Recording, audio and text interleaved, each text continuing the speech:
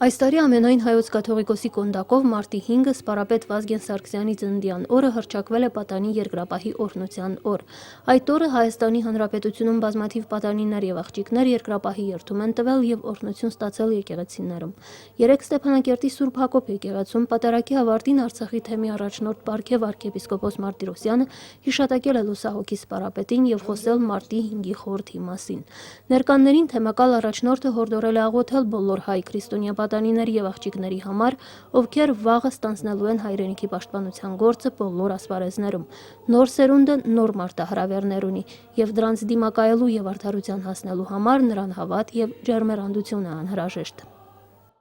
Աղոթքի մեջ հաստատուն աղոթք անենք մեր խաղաղության համար,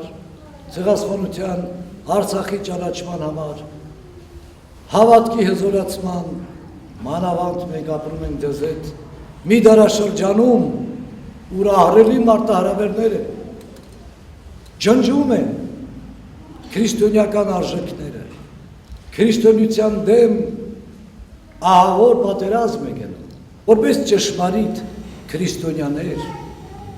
միշտ մի պատրաստ լինենք ի զեն գործելու